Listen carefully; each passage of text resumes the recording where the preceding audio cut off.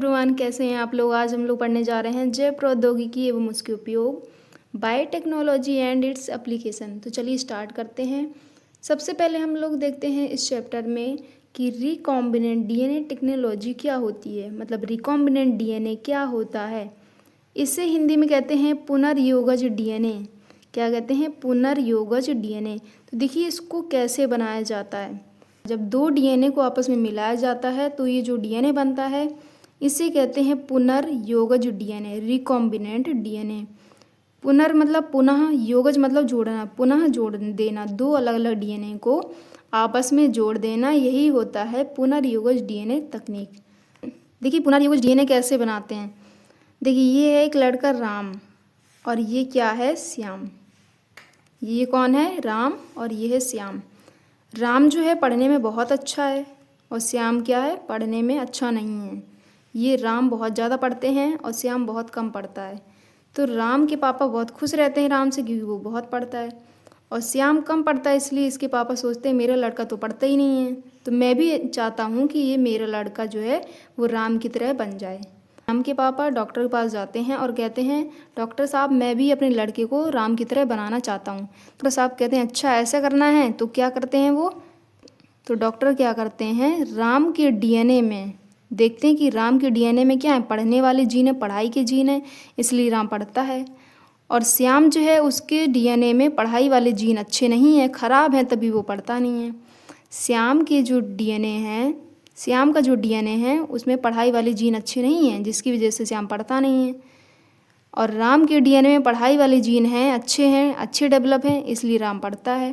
तो डॉक्टर क्या करते हैं, राम के जो डीएनए में अच्छे जीन हैं पढ़ाई वाले, वो क्या करते हैं, राम के डीएनए से निकालते हैं और श्याम के जो पढ़ाई वाले देते हैं, और राम के पढ़ाई वाले जीन को किस में डाल देते हैं, ये श्याम के डीएनए में डाल देते हैं। तो राम का डीएनए जो अच्छा था पढ़ाई वाला उसको निकाला, किसके अंदर डाला, श्याम के अंदर डाला। तो ये जो दो डीएनए मिलकर एक डीएनए जो बना रहा है उसे ही हम लोग क्या कहते हैं, रिकॉम्बिनेंट डीएनए टेक्नोलॉजी। पुनर्योगज डीएनए, राम का डीएनए निकाला अच्छा वाला, किसके डीएनए के साथ जोड़ा, श्याम के डीएनए के साथ जोड़ा। तो इस प्रकार जो डीएनए बनता है उसे ही हम लोग क्या कहते हैं, पुनर्योगज डीएनए। शॉर्ट फॉर्म में क्या कहते हैं, आर डीएनए, रिकॉम्बिनेंट डीएनए कहते हैं। आई होप आप लोग इस बात को समझ चुके होंगे। सबसे पहले अब हम लोग देखेंगे जीएमओ क्या होते हैं, जेनेटिकली मॉडिफाइड ऑर्गेनिज्म। आनुवांशिक रूपांतरित जीव क्या होते हैं, ऐसे जीव जिनके डीएनए में हेर फेर करके उन्हें तैयार किया जाता है या उन्हें बनाया जाता है, उन्हें क्या कहते हैं, आनुवांशिक रूपांतरित जीव कहते हैं। की बात कर लें तो जीएम प्लांट्स अगर बनाए तो वो कैसे बनेंगे। तो ये कोई प्लांट्स बनाया मैंने, ठीक है, इस प्लांट्स में क्या है, बहुत से मतलब कुछ जीन ऐसे हैं जो कि इस प्लांट्स को क्या कर रहे हैं, बेकार कर रहे हैं।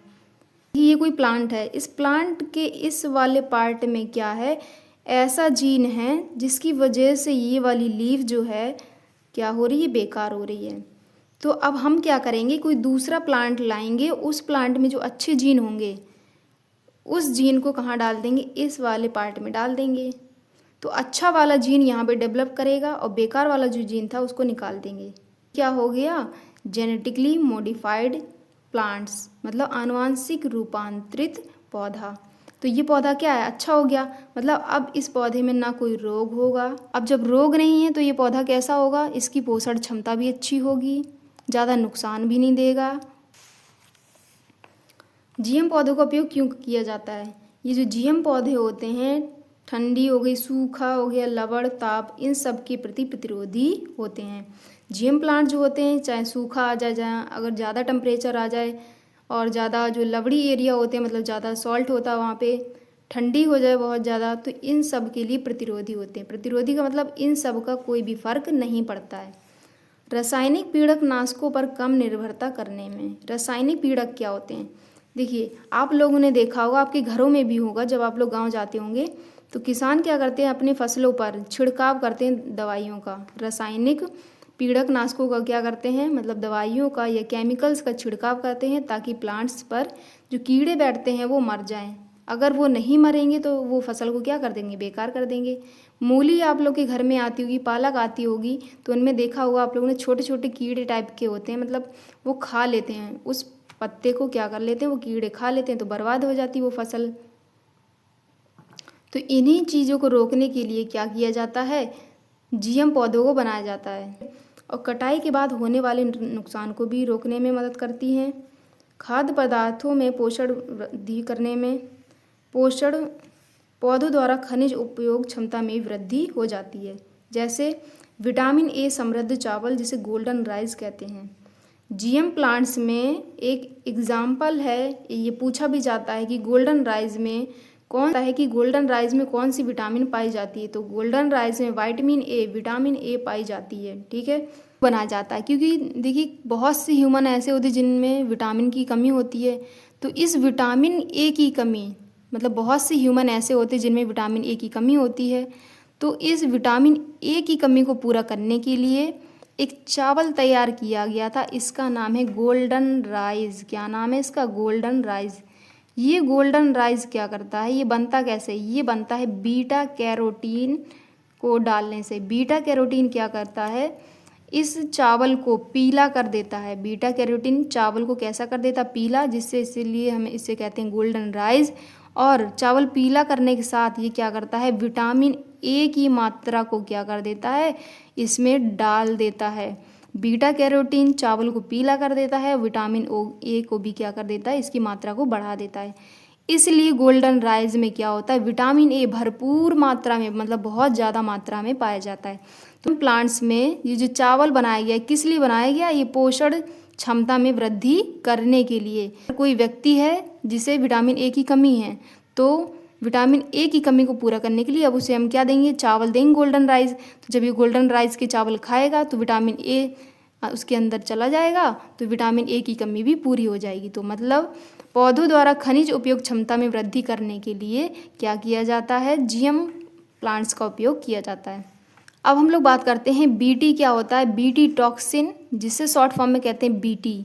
बीटी एक प्रकार का जीव विष होता है, इसे एक बैक्टीरिया जिसका नाम बैसिलस थुरिनजिएंसिस से प्राप्त किया जाता है। बीटी एक प्रकार का जीव विष है जिसे बैसिलस थुरिनजिएंसिस बैक्टीरिया से प्राप्त किया जाता है, इसे हम लोग शॉर्ट फॉर्म में बीटी कहते हैं। बीटी जीव विष जो होता है, इस जीव विष को बैक्टीरिया से निकाल करके पौधों में अभिव्यक्त करके पीड़क प्रतिरोधी फसलें प्रदान की जाती हैं, जिससे पीड़क नाशकों की आवश्यकता नहीं होती है। इस तरह से जैव पीड़क नाशकों का निर्माण होता है। प्लांट है, ठीक है, ये पौधा है। इस पौधे में बहुत सारे कीट हैं जो पीड़क जिन्हें कह रहे हैं, इंसेक्ट हैं, वो पौधे को क्या कर रहे हैं, नष्ट कर रहे हैं। तो हम लोग क्या करेंगे, इस पौधे को बचाने के लिए क्या करेंगे, केमिकल्स का छिड़काव करेंगे। किसान करते हैं ना, जो दवाई का छिड़काव करते हैं, तो अगर इसमें केमिकल्स डालेंगे तो केमिकल डालने से क्या होगा, ये कीड़े तो मर जाएंगे, लेकिन इस पौधे में ये केमिकल आ जाएंगे। जब इन्हीं पौधों से हम लोग सब्जी लेते हैं, सब्जी खाते हैं, इन्हें पका कर खाते हैं, तो ये केमिकल्स कहाँ जाएंगे, हमारी बॉडी में जाएंगे, तो हम लोग को क्या करेंगे, बीमारियाँ उत्पन्न करेंगे। तो हम लोग अब ऐसा करें, कोई ऐसी तकनीक का उपयोग करें कि ये कीड़े भी मर जाएं और केमिकल भी हमारी बॉडी को इफ़ेक्ट ना करें। तो इसी तकनीक को, मतलब इसी काम को करने के लिए एक बैक्टीरिया का यूज़ करते हैं हम लोग, जिसे कहते हैं बीटी बैक्टीरिया। बीटी का पूरा नाम बैसिलस थुरिनजिएंसिस। इस बैसिलस थुरिनजिएंसिस बैक्टीरिया से क्या करते हैं, बीटी प्रोटीन या बीटी जीव विष को निकालते हैं। ये क्या होता है, जीन। बीटी बैक्टीरिया में क्या होता है, एक जीन। ये जो जीन है वो क्रिस्टल रूप में, जैसे नमक है, नमक कैसा होता है, छोटे छोटे पार्टिकल्स होते हैं कि नहीं, तो ये क्रिस्टल फॉर्म में होता है नमक। तो ऐसे ही ये बीटी जीन जो होता है क्रिस्टल फॉर्म में होता है, इसलिए हम इसे कहते हैं क्राइजीन। बहुविकल्पी क्वेश्चन में या अति लघु क्वेश्चन में पूछा जाता है क्राइजीन क्या होता है, तो लिखना क्राइजीन बीटी बैक्टीरिया से प्राप्त किया जाता है। ये एक प्रकार का जीव विष होता है, ये क्रिस्टल रूप में होता है, इसलिए इसे क्राइजीन कहते हैं। बैक्टीरिया है, बीटी बैक्टीरिया से जीन को निकाला। इस जीन को क्या करते हैं हम लोग, इस प्लांट में डाल देते हैं। क्या करेंगे, प्लांट में डालेंगे। तो जब इस क्राइजीन को प्लांट में डालते हैं तो इस पूरे प्लांट के अंदर क्या बनने लगते हैं, ये क्राइजीन मतलब बीटी बैक्टीरिया के जीन बनने लगते हैं। इस पूरे प्लांट में क्या बन गए, बीटी जीन बन गए। तो जब इस बीटी जीन के पास इस पूरे प्लांट में क्या बनने लगे, बीटी जीन बनने लगे। अब कोई भी कीड़ा आएगा, कोई भी कीट आएगा तो इस प्लांट को खाएगा। खाने से क्या होगा, ये जो बीटी जीन थे, देखिए ये पत्ती बनाई मैंने, इसमें क्या है, बीटी जीन आ गए, बीटी जीन आ गए। अब कोई भी जब कीड़ा आएगा इसको खाएगा, कीड़ा आया इस पत्ती को खाएगा, तो खाने से क्या होगा, ये जो बीटी जीन है वो कहाँ जाएंगे, इस कीड़े के अंदर जाएंगे। इस कीड़े के अंदर जाने से इस कीड़े की क्या हो जाती है, मौत हो जाती है। तो इस तरह से हमने पत्ती को बचा लिया, मतलब प्लांट को बचा लिया, और कीड़े की मृत्यु भी हो गई और ह्यूमन बॉडी पर कोई भी इफेक्ट नहीं पड़ा। जो रासायनिक पीड़कनाशक मतलब जो केमिकल्स यूज़ कर रहे थे, अब वो उनको कम यूज़ करना पड़ेगा। तो रासायनिक पीड़कनाशकों पर कम निर्भरता, मतलब केमिकल्स अब हमें बहुत कम यूज़ करने पड़ेंगे। तो बीटी एक प्रकार का जीव विष होता है, इसे बैक्टीरिया बैसिलस thuringiensis से प्राप्त किया जाता है। आप लोग याद कर लेना, बहुविकल्पी में पूछा जाता है कि बीटी मतलब जो बैसिलस thuringiensis है वो बैक्टीरिया है, फंगस है, कीटाणु है, प्लांट है, क्या है, ये सब पूछा जाता है। तो आप लोग याद रखना बीटी क्या है, एक प्रकार का बैसिलस thuringiensis एक बैक्टीरिया है। इस बैसिलस thuringiensis बैक्टीरिया से जीव विष प्राप्त किया जाता है, ठीक है। इस जीव विष को निकाल करके पौधों में अभिव्यक्त करके पीड़क के प्रतिरोधी प्रतिरोधकता प्रदान की जाती है। मतलब इस जीन को डाल देंगे ताकि जब कोई कीड़ा आए तो खाए और वो मर जाए और प्लांट हमारा बच जाता है। तो जब प्लांट बच गया तो हम जो केमिकल्स अब डालने पड़ते थे वो केमिकल्स नहीं डालेंगे, जिससे कीटनाशकों की आवश्यकता नहीं पड़ती। कीटनाशक मतलब जो केमिकल्स डाल रहे थे उसकी आवश्यकता नहीं पड़ती। इस तरह से जैव पीड़कनाशकों का निर्माण होता है। बीटी से बीटी कपास बनाई जा चुकी है, बीटी मक्का, बीटी धान, बीटी टमाटर, बीटी आलू, बीटी सोयाबीन, इन सब का निर्माण किया जा चुका है। अब हम लोग देखेंगे बीटी कपास क्या होती है, बीटी कॉटन क्या है। बैसिलस thuringiensis की कुछ किस्में जो होती हैं, बैसिलस thuringiensis जो बैक्टीरिया होता है इसकी किस्में मतलब बहुत सारी प्रजाति, ठीक है, अलग अलग प्रजातियाँ। बैसिलस thuringiensis की कुछ प्रजातियाँ ऐसी होती हैं जो कि ऐसे प्रोटीन का निर्माण करती हैं जो कीट जैसे कि लिथोडिप्टेरॉन, कोलियोप्टेरॉन, डिप्टेरॉन में कौन आता है, मक्खी मच्छर आते हैं। लिथोडिप्टेरॉन में क्या आता है, तंबाकू की कली का कीड़ा, तंबाकू की जो कली होती है उसमें जो कीड़े लग जाते हैं उसका कीड़ा। कोलियोप्टेरॉन में आते हैं भृंग, जो छोटे छोटे बीटल्स होते हैं वो हो गए, इनको मारने के लिए सहायक होती हैं। बैक्टीरिया में रवेदार प्रोटीन पाई जाती है। ये रवेदार प्रोटीन कैसी होती है, बहुत ही विषैली होती है, विषाक्त मतलब बहुत ही ज़्यादा विषैली होती है। प्रोटीन है बैक्टीरिया के अंदर तो क्या होती है, निष्क्रिय मतलब इनएक्टिव, कोई काम नहीं करती है, लेकिन जैसे ही किसी कीट के अंदर जाती है तो वहाँ पे एक्टिव हो जाती है और काम करने लगती है, बैक्टीरिया को मार देती है। किसी दूसरे बैक्टीरिया की बात कर रहे हैं, ठीक है। मतलब जो बैसिलस thuringiensis है इससे प्रोटीन निकाल रहे हैं, तो ये प्रोटीन उसके अंदर तो कोई काम नहीं करती है, जब ये किसी दूसरे कीट के अंदर जाती है तब उसको मार देती है, लेकिन जिसके अंदर रहती है उसके अंदर कुछ भी काम नहीं करती। तो बैसिलस thuringiensis ये जो रवेदार प्रोटीन का निर्माण करती है, इन रवों में क्या होती है, विषाक्त कीटनाशक प्रोटीन होती है। बीटी जीव विष जो होती है प्रोटीन निष्क्रिय अवस्था में होता है। इस बीटी विष को कपास के प्लांट में आनुवांशिक रूपांतरण करके प्रवेश कराया जाता है, ठीक है। जब कीट कपास के पौधे को खाता है, मतलब ये जो मैंने बताया था अभी कि जो प्रोटीन होती है, जो जीन है, वो उसके किसके अंदर डाल देते हैं,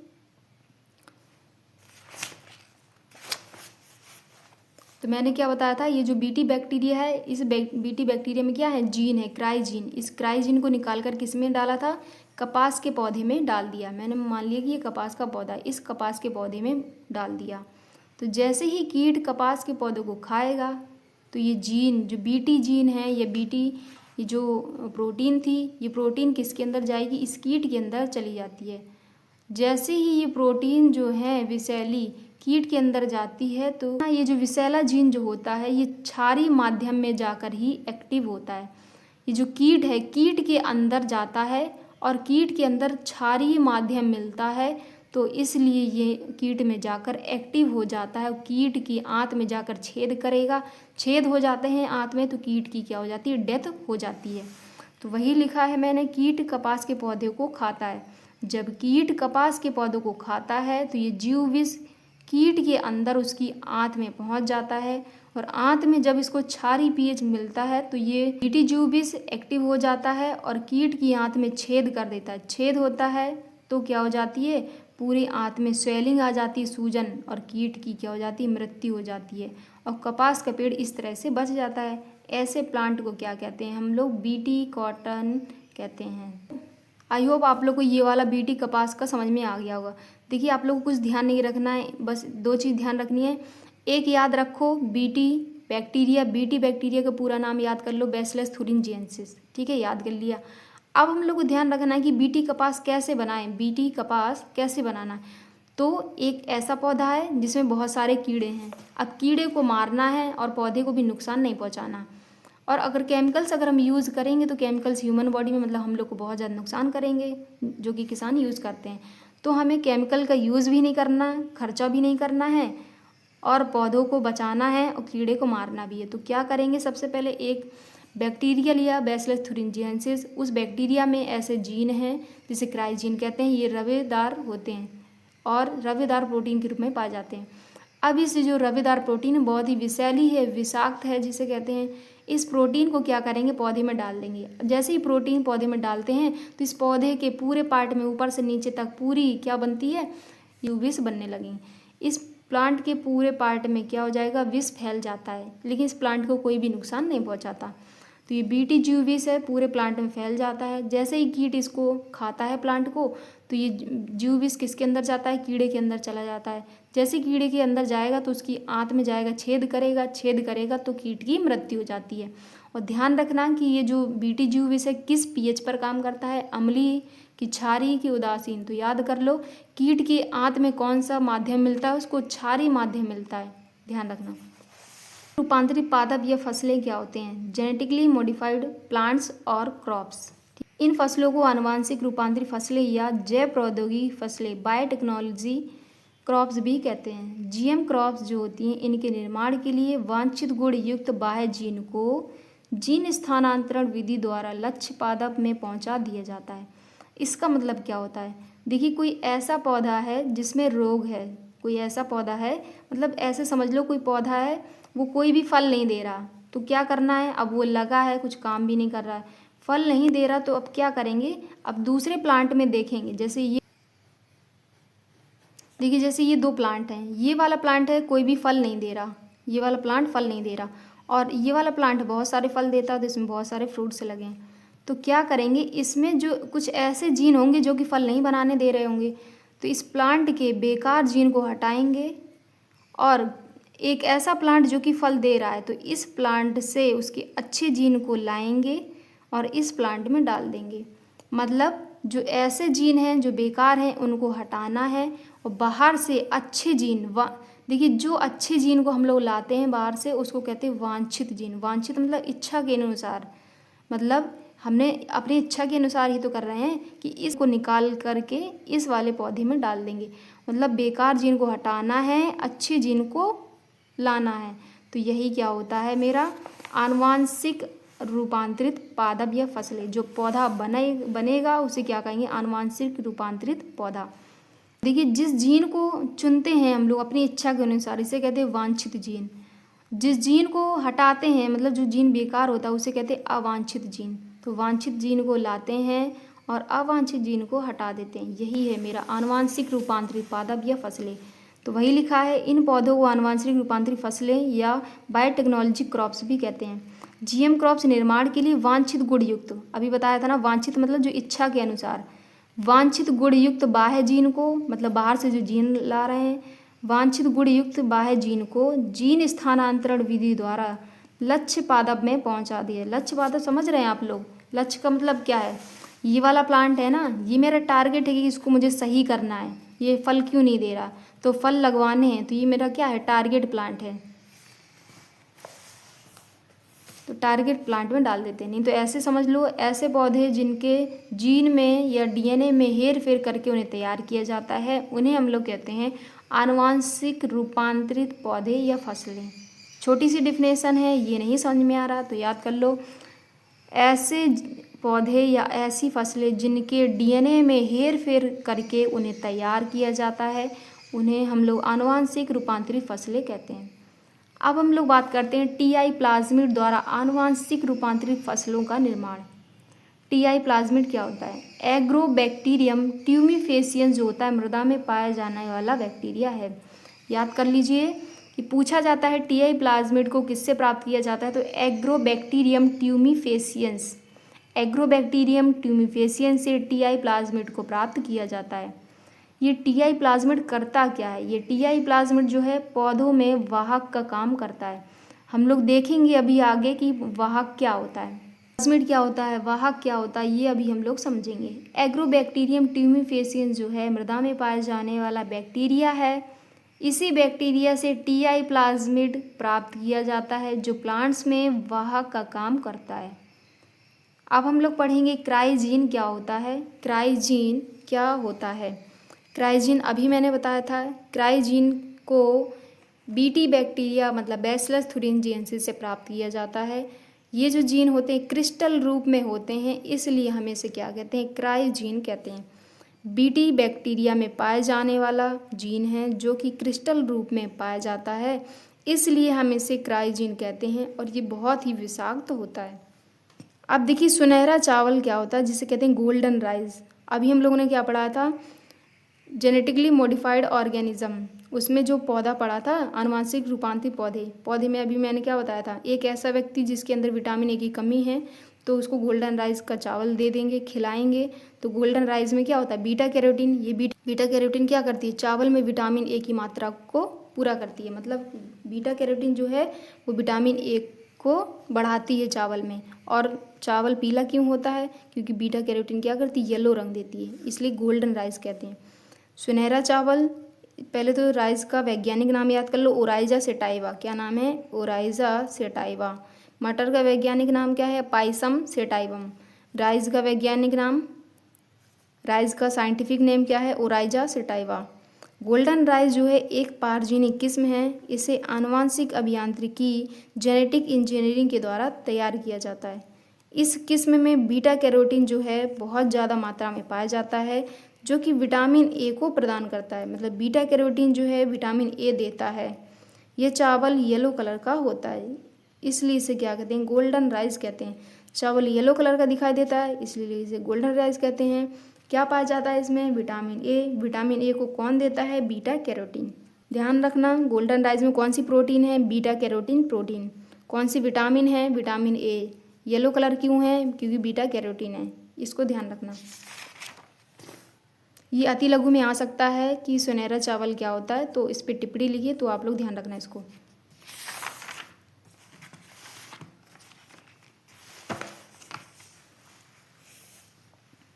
जीन चिकित्सा में जैव प्रौद्योगिकी के उपयोग।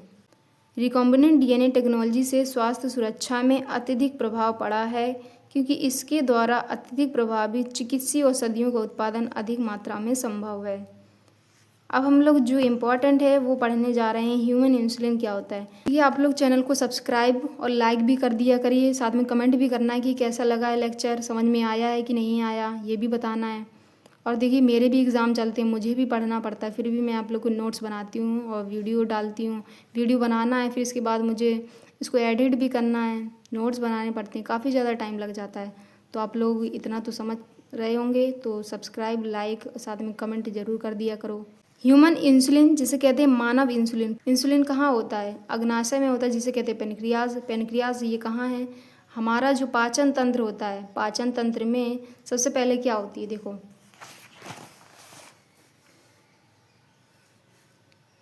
एक ग्रास नली, स्टमक है ये,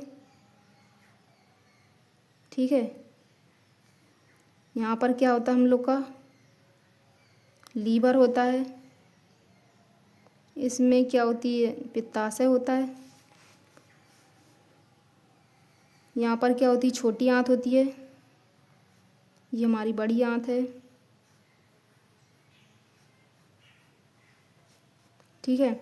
और इसी में ये होता हमारा यहीं से अग्नाशय, पत्ती के आकार का होता है। ये क्या है? लीवर है। ये क्या? अग्नाशय, इसे कहते हैं पेनक्रियाज। और यहीं से आगे हमारी निकलती है छोटी आंत। तो ये क्या है हमारी, और यहाँ पे क्या होता है पूरा, यहाँ पे मुंह होता है, माउथ आएगा। यहाँ पे क्या होती है? ये ग्रसनी होती है, खाना आएगा। फिर ये आएगा ग्रास नली में, ग्रास नाल जिसे कहते हैं। ग्रास नली से भोजन कहाँ आएगा? स्टमक में। यहाँ पे HCl अम्ल पाया जाता है, HCl अम्ल इसमें मिलेगा, इसको डाइजेस्ट करेगा। फिर आगे जाता है यहाँ पे अग्नाशय की लैंगरहैंस की दूपिकाओं से क्या निकलता है? इंसुलिन हार्मोन निकलता है। अब ये दोनों मिल करके आगे जा कर के किस में खुल जाते हैं? ये छोटी आंत है और ये बड़ी आंत है, और यहाँ से जो मटेरियल होता है वेस्ट, वो बाहर निकल जाता है। तो ये हमारा क्या है? अग्नाशय। वही मुझे ये बताना था। इंसुलिन का निर्माण कहाँ होता है? ह्यूमन की अग्नाशय की लैंगरहैंस की दूपिकाओं में होता है।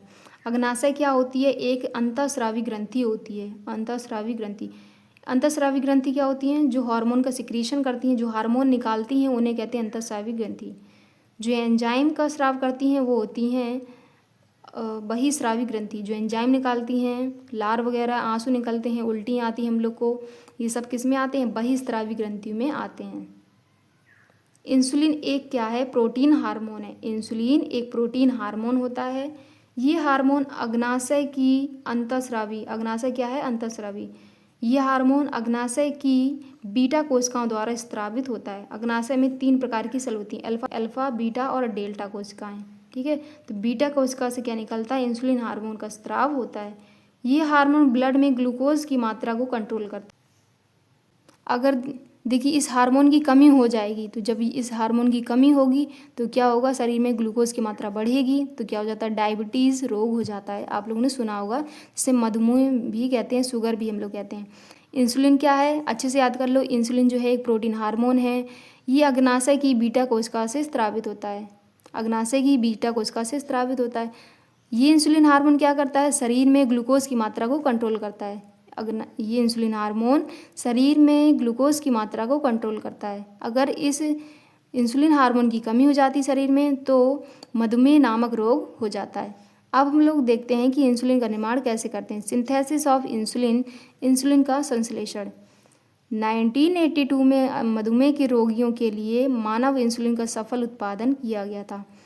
1982 में मधुमेह के रोगियों के लिए, मधुमेह के रोगी मतलब जिनमें इंसुलिन की कमी हो गई थी, इंसुलिन की कमी हो गई तो मधुमेह रोग हो गया, जिसे कहते हैं डायबिटीज। हम लोग नॉर्मल लैंग्वेज में क्या कहते हैं? उसे शुगर हो गया, तो वही कह रहे हैं। 1982 में मधुमेह के रोगियों के लिए मानव इंसुलिन का सफल उत्पादन किया गया था। किसने किया था? एली लिली नामक अमेरिका की एक कंपनी थी। एली लिली नामक अमेरिकन कंपनी ने 5 जुलाई 1983 को डीएनए के 2 अनुक्रम को तैयार किया था। ये जो 2 अनुक्रम हैं, इन 2 डीएनए के 2 अनुक्रम को तैयार किया गया था। ये जो डीएनए के 2 अनुक्रम थे, ये ह्यूमन इंसुलिन की, मतलब मानव इंसुलिन की ए और बी श्रृंखला के समान थे। इन दोनों अनुक्रम को बाद में डाइसल्फाइड बॉन्ड से जोड़ दिया गया और इस प्रकार प्राप्त को ह्यूमुलिन इंसुलिन कहा गया। ये जो इंसुलिन होता है इसमें कितनी चेन होती हैं? एक तो ए चेन होती है, बी चेन और सी चेन होती है। इंसुलिन में कितनी चेन होती हैं? 3, ए, बी और सी। इंसुलिन जब मेच्योर नहीं होता है, जब वो छोटा होता है, इमेच्योर कहते हैं, अपरिपक्व इंसुलिन। अपरिपक्व इंसुलिन में 3 चेन पाई जाती हैं, ए, बी और सी। जब इंसुलिन मेच्योर हो जाता है, जिसे कहते हैं परिपक्व इंसुलिन, तो मेच्योर इंसुलिन में ये सी चेन जो होती है नहीं होती है, केवल 2 चेन ही होती हैं। ये चेन आपस में किससे जुड़ी होती हैं? डाइसल्फाइड बॉन्ड से जुड़ी होती हैं, डाइसल्फाइड बॉन्ड से जुड़ी होती हैं। इंसुलिन की चेन आपस में किससे जुड़ती हैं? डाइसल्फाइड बॉन्ड से जुड़ी होती हैं, ध्यान रखना। मानव इंसुलिन संश्लेषण की क्रियाविधि क्या होती है? Process of synthesis of human insulin. इस विधि में सबसे पहले इंसुलिन की ए और बी चेन्स के लिए डीएनए न्यूक्लियोटाइड के क्रम को ज्ञात किया जाता है। इन डीएनए की ज्ञात श्रृंखलाओं को ई कोलाई बैक्टीरिया के प्लाज्मिड के साथ जोड़ दिया जाता है। इस प्रकार प्राप्त डीएनए को क्या कहते हैं? ह्यूमुलिन कहते हैं। तो देखिए, इस इंसुलिन को बनाने के लिए सबसे पहले एक बैक्टीरिया लिया। बैक्टीरिया का नाम है ई कोलाई बैक्टीरिया। इस बैक्टीरिया में 2 डीएनए होते हैं, खुद का डीएनए होता है, एक वृत्ताकार डीएनए होता है। इस वृत्ताकार डीएनए को हम लोगों ने प्लाज्मिड कहा था। वृत्ताकार डीएनए है, इसे प्लाज्मिड कहते हैं। और एक दूसरा डीएनए होता है, इसे कहते हैं बैक्टीरियल डीएनए, मतलब बैक्टीरिया का डीएनए। और हमने एक, अब जो प्लाज्मिड है ये वृत्ताकार डीएनए है, इसी वृत्ताकार डीएनए सब कुछ काम करना है। ये तो बैक्टीरिया का डीएनए, इसमें कुछ भी डिस्टर्बेंस नहीं करनी है। इस प्लाज्मिड डीएनए है, इसको काटने के लिए एक एंजाइम लिया हम लोगों ने। इस एंजाइम का नाम है प्रतिबंधित एंजाइम। क्या नाम है? प्रतिबंधित एंजाइम। इंग्लिश में कहते हैं रेस्ट्रिक्शन एंजाइम। अब रेस्ट्रिक्शन एंजाइम से क्या कर दिया, ये कैंची की तरह काम करते हैं। रेस्ट्रिक्शन एंजाइम कैंची की तरह काम करते हैं। तो ये जो वृत्ताकार डीएनए है उसको काट देते हैं। अब काटा है तो जोड़ने के लिए भी एक एंजाइम होगा, तो जोड़ने के लिए हम लोगों ने लिया था लाइगेज एंजाइम। याद रखना है, बैक्टीरिया लिया, बैक्टीरिया का नाम ई कोलाई बैक्टीरिया। इसमें क्या है, 2 प्रकार के डीएनए हैं, एक प्लाज्मिड डीएनए, एक बैक्टीरिया का डीएनए।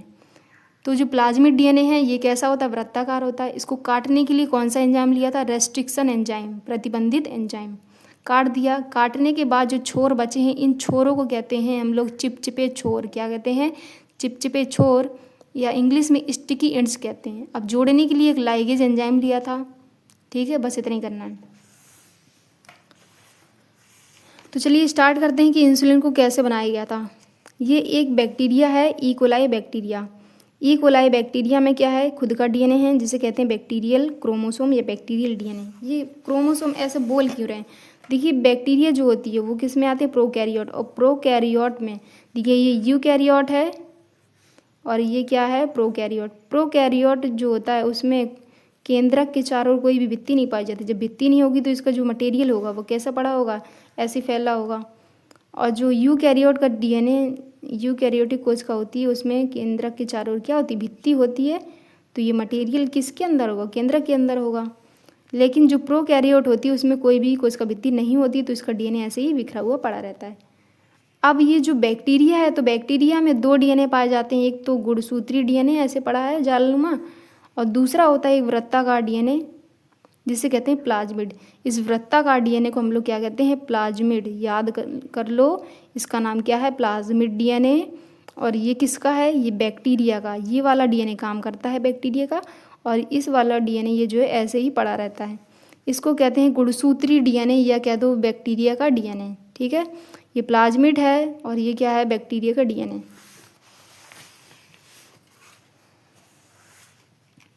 तो देखिए ये प्लाज्मिड डीएनए है, ये बैक्टीरिया का डीएनए। हम लोगों ने क्या किया कि जो ई कोलाई बैक्टीरिया का प्लाज्मिड है, इस प्लाज्मिड को क्या किया, बाहर निकाल लिया। इस प्लाज्मिड को क्या किया, बाहर निकाल लिया। बाहर निकालने के बाद इसको क्या किया, प्रतिबंध एंडोन्यूक्लियेज, अभी बताया था, प्रतिबंधित बोल दो चाहे प्रतिबंध एंडोन्यूक्लियेज एंजाइम।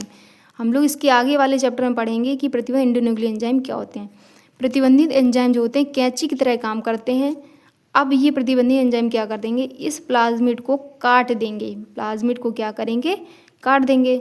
जिससे अब ये जब प्लाज्मिड कटता है तो यहाँ पे जो छोर बनते हैं वो होते हैं चिपचिपे। छोर कैसे हैं, चिपचिपे। चिपचिपे को कहते हैं स्टिकी एंड्स, हिंदी में आप लोग लिख लेना चिपचिपे छोर। स्टिकी एंड बन चुके हैं, ये प्लाज्मिड कट चुका है। अब इसमें करना क्या है, तो देखो ये जो ह्यूमन सेल होती है, ह्यूमन सेल में हमने देख लिया कि अग्नाशय है। अग्नाशय में क्या करें, बीटा कोशिका क्या करती हैं, इंसुलिन बनाती हैं। अब एक ऐसा व्यक्ति जिसमें इंसुलिन की कमी है, उस इंसुलिन की कमी को पूरा करना है, तो हम लोग क्या करेंगे, जिस व्यक्ति के अंदर इंसुलिन के जीन बन रहे हैं अच्छे से, वो क्या कर रहा है, इंसुलिन बना रहा है, तो उसके कोशिका को लेंगे। एक आदमी के कोशिका को निकालिए, एक पर्सन है, इसकी कोशिका को हमने निकाला। इस कोशिका में क्या है, ये जो जीन है, मतलब डीएनए समझ लो, ये डीएनए में क्या है, जीन है। ये जो देखो ये पर्सन का क्या है, सेल है, सेल के अंदर क्या है, न्यूक्लियस, केंद्रक है, केंद्रक के अंदर क्या है, ये डीएनए पड़े हैं। इस डीएनए में देखिए ये जो मैंने डीएनए निकाल लिया, इस डीएनए का ये वाला पार्ट है, ये वाला पार्ट क्या कर रहा है, ये इंसुलिन के जीन है, इसमें इंसुलिन बना रहा है। इस डीएनए के इस पार्ट में क्या है, इंसुलिन बनाने वाले क्या हैं, जीन हैं। तो डीएनए के इतने पार्ट को क्या कर लिया हमने, निकाल लिया। निकालने के बाद ऐसे हमने रख लिया, ठीक है, इसको काट करके निकाल लिया। काटेगा कौन, यहाँ पर भी इंसुलिन के डीएनए को, मतलब इंसुलिन बनाने वाले डीएनए को कौन काटेगा, प्रतिबंध एंडोन्यूक्लियेज एंजाइम। ये प्रतिबंध न्यूक्लियस एंजाइम किसको काटता है? ये इंसुलिन बनाने वाले डीएनए को भी काट लेता है और प्लाज्मिड को भी काट देता है। प्लाज्मिड कट गया है, इंसुलिन बनाने वाला डीएनए भी कट गया है, दोनों कट गए हैं। अब जोड़ना है तो जोड़ने के लिए कौन सा एंजाइम आता है? Ligase enzyme. ये लाइगेज एंजाइम प्लाज्मिड को और इंसुलिन बनाने वाले डीएनए को क्या करता है? आपस में जोड़ देता है। जब ये दोनों आपस में जुड़ गए तो इसको क्या कहेंगे हम लोग? पुनर्योगज डीएनए। क्यों कहेंगे? एक ये प्लाज्मिड डीएनए था और ये इंसुलिन बनाने वाला डीएनए था, तो दो डीएनए को आपस में जोड़ना, पुनः मतलब दोबारा, योगज मतलब जोड़ना, पुनः जोड़ना, पुनर्योगज डीएनए, रिकॉम्बिनेंट डीएनए कहते हैं, या आर डीएनए। आर का मतलब क्या होता है? Recombinant DNA. ठीक है, तो इस तरह से जो डीएनए बनता है इसे हम लोग क्या कहते हैं? रिकॉम्बिनेंट डीएनए, ये पुनर्योगज डीएनए। अब इस डीएनए को हम लोग क्या करेंगे? एक ऐसी बैक्टीरिया लेकर आएंगे जिसमें प्लाज्मिड नहीं होगा, प्लाज्मिड फ्री ई कोलाई कहते हैं इसको, ये प्लाज्मिड रहित बैक्टीरिया, इसमें प्लाज्मिड नहीं है। तो इस बैक्टीरिया को हम लाए और ये जो पुनर्योगज डीएनए बना था, इस पुनर्योगज डीएनए को किस में डाल देंगे? इस ई कोलाई बैक्टीरिया में डाल देते हैं। जैसे ही ये पुनर्योगज डीएनए इस बैक्टीरिया के अंदर जाता है तो बैक्टीरिया के अंदर क्या होने लगता है? द्विगुणन। द्विगुणन मतलब अब एक बैक्टीरिया से दो बैक्टीरिया, तीन बैक्टीरिया, ये सब बनेंगे। आप लोगों को पता होगा बैक्टीरिया सेल जो होती है हर 20 मिनट में क्या करती है? डिवाइड करती है, मतलब बच्चे उत्पन्न करती है। जैसे ह्यूमन सेल होती है वो 24 आवर्स में क्या करती है? डिवाइड करती है, एक सेल से दूसरी सेल, कई सारी सेल बनती हैं। इसी तरह से ये जो बैक्टीरिया सेल होती है हर 20 मिनट में क्या करेगी? डेवलपमेंट, मतलब इसी तरह से ये जो बैक्टीरिया सेल है हर 20 मिनट में क्या करेगी? ग्रो करेगी, गुणन करेगी। एक बैक्टीरिया से दो बैक्टीरिया, तीन बैक्टीरिया, कई सारे बैक्टीरिया बन जाएंगे। तो बहुत सारे जब बैक्टीरिया बन जाते हैं तो इन बहुत सारे बैक्टीरिया के अंदर भी क्या पहुंच जाएगा? ये इंसुलिन बनाने वाला जीन आ जाता है। तो सभी बैक्टीरिया के अंदर क्या हो जाएगा? ये इंसुलिन डीएनए, तो हर बैक्टीरिया के अंदर इंसुलिन बनाने वाला डीएनए पहुंच जाएगा। जो बहुत सारे बैक्टीरिया के अंदर इंसुलिन के जीन आ जाएंगे तो सभी बैक्टीरिया से क्या करेंगे हम लोग? इस इंसुलिन के जीन को निकाल लेंगे। निकालने के बाद इसका प्यूरिफिकेशन करेंगे। एक ये जो कंटेनर लेंगे इसमें इंसुलिन को डाल देंगे, लेबलिंग कर देंगे इस बोतल की और मार्केट में ले जाएंगे और इस इंसुलिन को हम लोग कहेंगे ह्यूमुलिन। इंसुलिन का नाम क्या है? ह्यूमुलिन। आई होप आप लोग को ये बात समझ में आ रही होगी। कुछ नहीं करना है, अच्छे से याद करो कि हमें इंसुलिन बनाना है। एक बैक्टीरिया लिया, ई कोलाई बैक्टीरिया, उसमें क्या है? प्लाज्मिड डीएनए, ये गोलाकार डीएनए है, प्लाज्मिड कह दिया। इस प्लाज्मिड को निकाल लिया बाहर। इस प्लाज्मिड को काटने के लिए कौन सा एंजाइम लिया? प्रतिबंधित एंजाइम। प्रतिबंधित एंजाइम ने इस प्लाज्मिड को काट दिया। काटने से क्या हो गए? ये छोर कैसे हो गए? चिपचिपे छोर हो गए। अब ह्यूमन कोशिका ली, ह्यूमन कोशिका से क्या किया? उसके डीएनए को बाहर निकाला। उस ह्यूमन कोशिका के डीएनए में क्या था? इंसुलिन बनाने वाले जीन। तो इस डीएनए को हमने काटा। काटने के बाद किससे काटेंगे? प्रतिबंध न्यूक्लियस एंजाइम से काटेंगे। काटने के बाद इन दोनों डीएनए को आपस में जोड़ेंगे लाइगेज एंजाइम से। तो इस प्रकार से ये जो नया डीएनए बनता है इसे कहते हैं पुनर्योगज डीएनए। इस पुनर्योगज डीएनए को किस में डाल देते हैं? प्लाज्मिड रहित ई कोलाई, मतलब इस दूसरे बैक्टीरिया में डालते हैं। तो अभी मुझे पता है कि ये जो बैक्टीरिया है, बैक्टीरिया कोशिका जो होती है हर 20 मिनट में डिवाइड करती है। एक बैक्टीरिया मतलब कई सारे बच्चे बना लेती है। तो जब ये डिवाइड करेगी तो कई सारे बैक्टीरिया बनेंगे, कई सारे, जितने ज़्यादा बैक्टीरिया होंगे उतने ज़्यादा इंसुलिन के जीन प्राप्त हो जाएंगे। अब इस इंसुलिन के जीन को फर्मेंटेशन टैंक में डालेंगे, प्यूरिफिकेशन करेंगे, अच्छे अच्छे जीन को निकालेंगे और इसको बॉटल में भर के इसको मार्केट में बेच देते हैं। इस प्रकार से हमारे इंसुलिन हार्मोन जो कमी हो रही थी उस कमी को हम लोग पूरा कर पाते हैं। टीका उत्पादन क्या होता है? वैक्सीन प्रोडक्शन क्या होता है? तो देखिए, टीकाकरण की खोज एडवर्ड जेनर ने की थी। वैक्सीनेशन की डिस्कवरी एडवर्ड जेनर ने की थी, लेकिन रोगजनक को दुर्बल या अक्रिय करने की तकनीक को लुई पास्चर द्वारा खोजा गया था। पैथोजन क्या होते हैं? जो भी बैक्टीरिया, कीटाणु, वायरस जो रोग फैलाते हैं उसे हम लोग कहते हैं पैथोजन। हम लोग देखेंगे जीन चिकित्सा क्या होती है, that is gene therapy. What is gene therapy? Gene therapy क्या होती है? ये जीन थेरेपी जो है सबसे पहले 4 वर्ष की लड़की में की गई थी। वह लड़की जो है गंभीर संयुक्त प्रतिरक्षा रोग से पीड़ित थी। गंभीर संयुक्त प्रतिरक्षा मतलब SCID। SCID का पूरा नाम सीवियर कंबाइंड इम्यूनो डिफिशियंसी। इस रोग से पीड़ित थी। अब इस रोग में क्या होता है कि प्रतिरक्षा तंत्र को मजबूत करने वाले एंजाइम मतलब AD एंजाइम की कमी हो गई थी। इस एडीए एंजाइम को पूरा करने के लिए इस जीन चिकित्सा का उपयोग किया गया था। जीन चिकित्सा में क्या किया जाता है, शरीर के त्रुटिपूर्ण मतलब डिफेक्टिव, ये बेकार जीन, ठीक है। जीन चिकित्सा में शरीर के डिफेक्टिव जीन को स्वस्थ जीन से प्रतिस्थापित कर देते हैं। मतलब जो बेकार जीन था उसको हटा करके अच्छी जीन को, मतलब स्वस्थ जीन को लगा देते हैं। देखिए प्रतिस्थापित का मतलब क्या होता है, जैसे ये कोशिका है, इस कोशिका में बहुत ही बेकार जीन है, तो इस जीन को हटाओ और इस वाले कोशिका में ये बहुत अच्छा जीन है तो इसको ला देते हैं। मतलब एक को हटाना, एक को लाना, तो यही क्या हुआ, प्रतिस्थापित। इसी को क्या कहते हैं, प्रतिस्थापित करना। मतलब स्वस्थ जीन को लाया और बेकार जीन को हटाया, तो यही क्या होती है, जीन चिकित्सा ये की गई थी। पारजीनी जंतु क्या होते हैं, ट्रांसजेनिक एनिमल्स क्या होते हैं, ऐसे जंतु जिनके आनुवांशिक पदार्थ में हेर फेर करके उन्हें तैयार किया जाता है, उन्हें कहते हैं ट्रांसजेनिक एनिमल्स। ऐसे जंतु जिनके आनुवांशिक पदार्थ में जेनेटिक इंजीनियरिंग मतलब आनुवांशिक अभियांत्रिकी, अभी तो आप लोग समझ गए होंगे कि इंसुलिन पढ़ाया था, ये जो हम लोग कट कर रहे थे फिर जोड़ रहे थे, यही क्या थी, आनुवांशिक अभियांत्रिकी, जेनेटिक इंजीनियरिंग। तो ऐसे जंतु जिनके आनुवांशिक पदार्थ में जेनेटिक इंजीनियरिंग का उपयोग करके उनके डीएनए में हेर फेर करके उन्हें विकसित किया जाता है, उन्हें कहते हैं ट्रांसजेनिक एनिमल्स। बेटा इंग्लिश भी आप लोग को याद करनी है, पारजीनी जंतु हिंदी में है और ट्रांसजेनिक एनिमल्स हिंदी में लिख के आता है कि ट्रांसजेनिक एनिमल्स क्या होते हैं। तो आप लोग पारजीनी जंतु याद करके जाएंगे, फिर ट्रांसजेनिक हिंदी में लिख के आएगा तो कन्फ्यूज़ हो जाएंगे, तो इंग्लिश भी याद करना है। देखिए सबसे पहला पारजीनी जंतु कौन था, डॉली नामक भेड़ जो थी वो पारजीनी जंतु में सबसे पहले उसको बनाया गया था। रोजी गाय है, ये भी पारजीनी गाय है, ये दूध देती बहुत ज़्यादा अच्छी मात्रा में।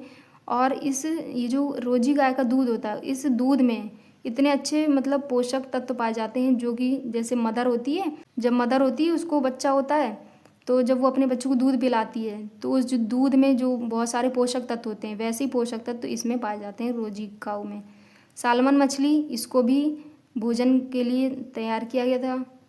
पारजीनी चूहे तो देखिए बहुत ज़्यादा उपयोग किए जाते हैं, जैसे कोई भी वैक्सीन जब बनाई जाती है तो उस रोग को ठीक करने के लिए जैसे कोई वैक्सीन बनाई जाती है तो ह्यूमन में उसको डायरेक्ट नहीं लगा देते हैं।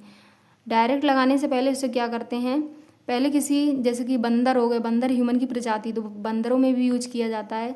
और जो पारजीनी चूहे होते हैं, उन पारजीनी चूहों में क्या किया जाता है, इस वैक्सीन का यूज़ किया जाता है। देखते हैं कि ये वैक्सीन सही ढंग से काम कर रही है तभी इसको ह्यूमन पे यूज़ किया जाता है, अदरवाइज़ इसको यूज़ नहीं करते हैं। मतलब सबसे पहले इनको पारजीनी जीवों पर, वैक्सीन जो होती हैं उनको पारजीनी जीव पर उपयोग करते हैं, इसके बाद ह्यूमन पर उपयोग की जाती है।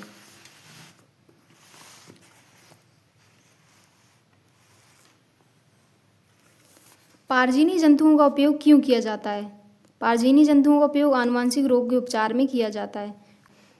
जंतुओं द्वारा दुग्ध, दूध, मांस मिलेगा, ऊन मिलेगी, इन सब के उत्पादन में भी किया जाता है। खाद्य पदार्थों के पोषण क्षमता वृद्धि के लिए, पोषण क्षमता कैसे, अभी जो रोजी काऊ बनाई गई थी, रोजी काऊ क्या कर रही थी, बहुत सारा दूध दे रही थी। और जो सुनहरा चावल बनाया गया था, सुनहरे चावल में क्या थी, विटामिन ए थी। तो खाद्य पदार्थों में क्या हो रही, वृद्धि के लिए। जैविक उत्पाद में रोगों के अध्ययन के लिए, कोई भी टीका जो वैक्सीन बनाई है ह्यूमन पे बाद में यूज़ करेंगे, सबसे पहले चूहों में उसको अध्ययन करेंगे, उसका परीक्षण करेंगे। टीका एवं रासायनिक सुरक्षा परीक्षण के लिए, ठीक है। दस्युता क्या होती है, बायोपायरेसी, इसे कहते हैं चोरी करना। क्या करना, चोरी करना।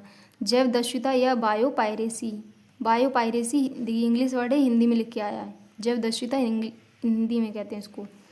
जब किसी बहुराष्ट्रीय कंपनी या अन्य संगठन द्वारा किसी देश के जैविक संसाधनों का उपयोग बिना किसी भुगतान के किया जाता है तो ये बायोपायरेसी कहलाता है। कोई फॉरेन कंट्री आई हमारे देश में और हमारे जंगलों को काटने लगी, न किसी को बताया भी नहीं, सरकार को पता है, किसी को भी नहीं पता है। फॉरेन कंट्री आई, जंगलों को काटने लगी, काट काट के लकड़ियाँ जो हैं वो ले गई, और उसने ना तो गवर्नमेंट को बताया, ना उसने पैसे दिए कि हम तुम्हारे लकड़ी को काट रहे हैं और इसके पैसे तुम ले लो, ये भी नहीं दिया उसने, कुछ भी नहीं दिया, भुगतान भी नहीं दिया उसने, और लकड़ियों को काट कर ले गया। तो ये क्या है, चोरी करना। क्या की उसने, चोरी, बिना भुगतान के चोरी करके ले गया। तो वही है, बहुत सारी मल्टीनेशनल कंपनियाँ जो होती हैं, बहुराष्ट्रीय कंपनी, किसी देश के जैविक संसाधनों का उपयोग करती हैं और बिना किसी भुगतान मतलब टैक्स जो पैसा दिया जाता है, बिना किसी भुगतान के इसका उपयोग कर लेती हैं। तो ये बायोपायरेसी कहलाता है। बायो पेटेंट का मतलब क्या होता है? देखिए, पेटेंट जैव एकस्व कहते हैं। ये एक ऐसा अधिकार है, जैसे कोई साइंटिस्ट है, उसने हल्दी के पेड़ की खोज की, हल्दी के पेड़ उसने खोज लिया, तो उसको ये अधिकार दिया जाता है कि तुम्हारे बिना आज्ञा के इस हल्दी के पेड़ का कोई भी मिसयूज़ नहीं कर सकता है। तो यही क्या होता है? एक अधिकार देना। एकस्व प्रक्रिया जो है, इन्वेंटर मतलब जो खोज करता है उसे कहते हैं अन्वेषक, इंग्लिश में इन्वेंटर। एकस्व जो है एक प्रकार की इन्वेंटर को दिया जाने वाला अधिकार है, ताकि किसी अन्य व्यक्ति द्वारा उसकी खोज का कोई दुरुपयोग ना कर पाए। जो एकस्व होता है वो इन्वेंटर को दिया जाने वाला एक प्रकार का अधिकार है, ताकि किसी व्यक्ति द्वारा उसकी खोज का दुरुपयोग ना किया जा सके। विभिन्न देशों में एकस्व संबंधी बहुत सारे कानून बनाए जा चुके हैं वर्तमान में, जैसे जैविक उत्पाद के लिए, आनुवांशिक अभियांत्रिकी उत्पादन आदि के लिए ये अधिकार दिए जा चुके हैं। ठीक है, तो बायो पेटेंट क्या होता है? बायो पेटेंट हो गया। बायोपायरेसी, पारजीनी जंतु क्या होते हैं? ये लघु में क्वेश्चन पूछ लिए जाते हैं, टिप्पणी पूछी जाती है, तो आप लोग इसको अच्छे से याद कर लेना। नोट पॉइंट, इसकी फुल फॉर्म याद कर लो। SCID क्या होता है? Severe combined immuno deficiency. Severe combined immuno deficiency Hindi में याद कर लो, इंग्लिश में ना याद हो तो गंभीर संयुक्त प्रतिरक्षा न्यूनता। एलिसा देखो, एलिसा का पूरा नाम क्या है? एंजाइम लिंक्ड इम्यूनोसॉर्बेंट एसे। एलाइजा का पूरा नाम ELISA, एंजाइम लिंक्ड इम्यूनोसॉर्बेंट एसे। एलिसा का उपयोग किसके लिए करते हैं? एड्स की पहचान के लिए। SCID रोग में किसकी कमी हो जाती है? ADA एंजाइम की कमी हो जाती है। SCID रोग में किस एंजाइम की कमी होती है? ADA एंजाइम की कमी होती है। ADA का पूरा नाम याद करो, एडिनोसिन डी एमिनेज। ADA का पूरा नाम एडिनोसिन डी एमिनेज। एलिसा का उपयोग किसमें करते हैं? एड्स की पहचान के लिए किया जाता है।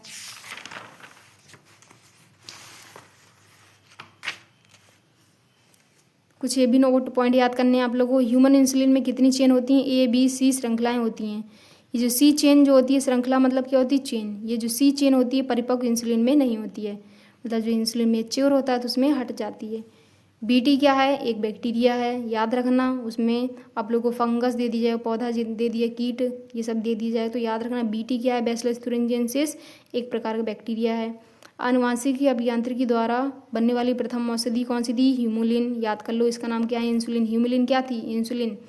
आनुवांशिक अभियांत्रिकी द्वारा बनने वाली प्रथम औषधि का नाम क्या था? ह्यूमुलिन। ये ह्यूमुलिन क्या होता है? इंसुलिन है। RNA अंतरक्षेप में जीन की साइलेंसिंग के लिए क्या होता है? डबल स्टैंड RNA बनाया जाता है इसमें।